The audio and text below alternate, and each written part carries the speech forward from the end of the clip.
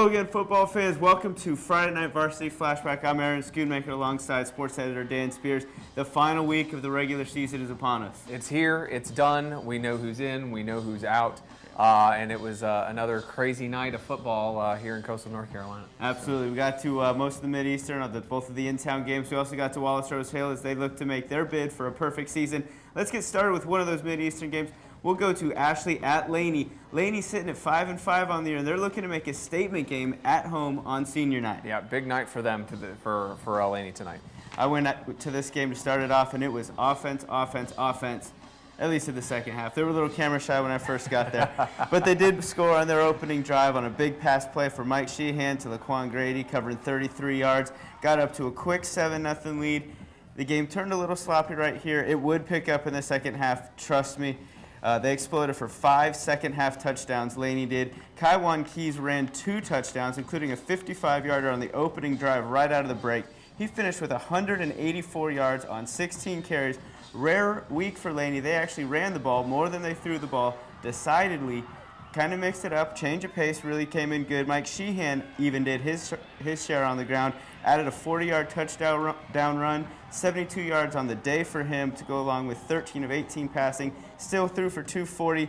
A couple of bright spots for Ashley not pictured. Logan Kaler had a 99-yard interception return for a touchdown late in the game.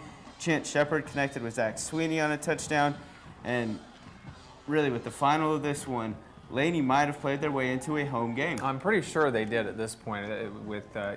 With them winning, they had a lot of the tiebreakers coming out of this game. They just needed to win. I think that's what everybody expected, right. Which meant that, and everybody expected New Bern to beat Rose, which right. meant that the winner of the Hoggard-Hanover game got the third and final playoff seed out of the conference, yeah. And the streak was sitting there coming into this game, and if you're a Wildcat fan, you kind of knew this was coming. Halftime, so it's a regular season finale at Hoggard, New Hanover at Hoggard.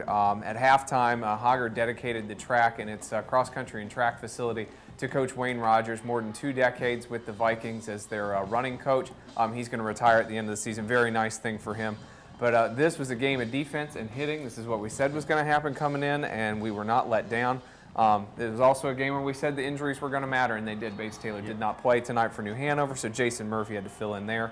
His opposite number at quarterback, Christian Pavaromo, had a really nice start to this game, but then he got sandwich tackled by a pair of New Hanover guys, and that sent him to the bench for a while, which meant it was the Javon Jenwright show. And it's been the Javon Jenwright show for 3 weeks, and he did it again tonight. He carried the ball, he carried the offense, he made the pregame dinner. 42 carries, 161 yards, 2 touchdowns. That included a late score after a Billy Vaughn interception. Pretty much sealed this thing. Hoggard started this season 1-7. A 19-0 victory tonight means they're in the playoffs at 4-7. An amazing turnaround for Scott Braswell and his team.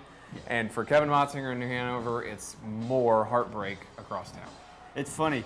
Rachel George has not completely left us. She was texting me tonight as she saw the final of this one come in, and she says, this streak has gotten so out of control, we might as well name it. I don't know, boy, but what do you name it? It's just, for one side, it's sheer elation, yeah. And for the other side, it's sheer pain. And right.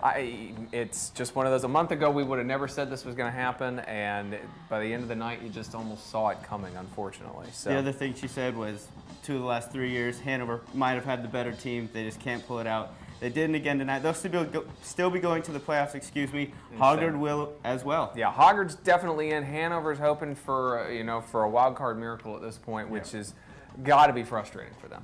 Definitely. A team that we know is going to be in the playoffs. Oh, yeah. Probably going to be that top seed. They're the AP #1 in your Class 1A, Wallace Rose Hill. Mm-hmm. They were at a tough rivalry game tonight against James Keenan. And James Keenan really came to play in this one. Out of the beginning of it, James Keenan defense forces a fumble, sets up the offense. They got out and score early in the second quarter, take a 7-0 lead here. And it looked like James Keenan was really playing well. They had another offensive possession again before that. It took Wallace Rose Hill until the 1-minute mark before they finally got on the board. It was a very nice pass right here from DeJuan McKenzie to Omar Carr, a 36-yard strike just before the half to tie it up at 7.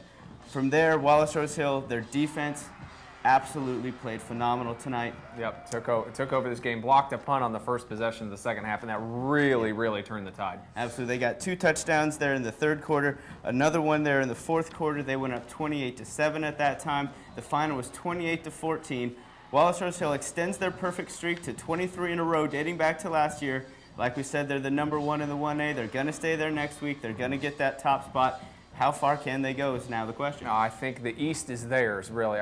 They have shown that they are better than everybody else out here, and by convincing margins, really. I mean, it's them and Pender and Southwest Onslow, and everybody else is playing for gravy at that point. So. And they've already shown that they can beat Southwest Onslow and Pender. Yep, so. They've beaten both of those teams. They've got to have an advantage over everybody at this point. Barring a trip up, we might see them in that title game in Chapel Hill. A lot of games still to play before that, though. A lot of other games were played tonight as well. Let's get to the scoreboard right now. Dan, tell me a little something about some of the scores. Sure. Okay, so like we said, Laney beats Ashley 38-14 to finish second in the Mideastern. Hoggard takes the third spot, 19-0 over New Hanover. As expected, New Bern beats Rose 31-7. They pulled away in the second half of that game. East Bladen tonight, great story in Elizabethtown. Lennon Fisher had the stadium named after him at East Bladen High, and then the Eagles went out and absolutely stomped North Brunswick 42-8.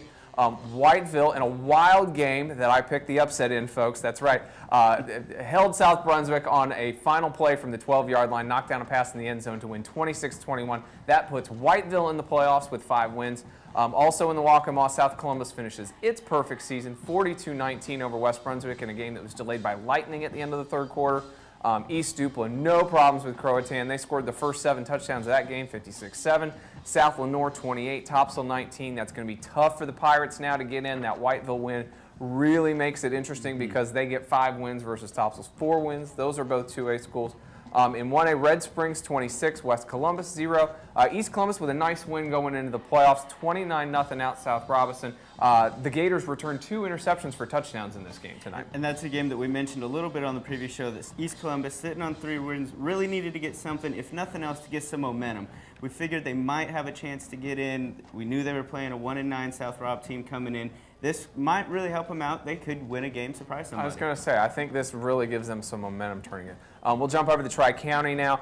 Trask scored the first touchdown in this game, and then Pender got all the rest of them, 69-7. I think there was a little annoyance after being upset last week by Pender. They really took that one out on their county rival. Like we said, Wallace Rose Hill 28, James Keenan 14. Battle for second place in the Tri-County. Lakewood beats Union 14-13.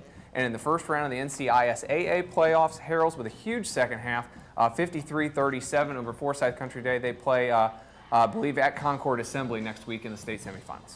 That playoff's rolling on. We're going to get to all the big playoffs. Yes, the big playoffs start tomorrow. Season number 2. Yes, everybody starts over. Check Star News Varsity tomorrow evening. Chuck Carey will break down all of the playoff games for all of our local teams. You'll be able to find brackets, schedules, anything you want, man. Everything you want. Yeah, all of it. So well, it's fun. Yep, go for it. You're already on the site. Keep looking around. Look back Monday. Look back Wednesday when we grace the screen again, and come back Friday for round 1 of the playoffs. Check it out, guys.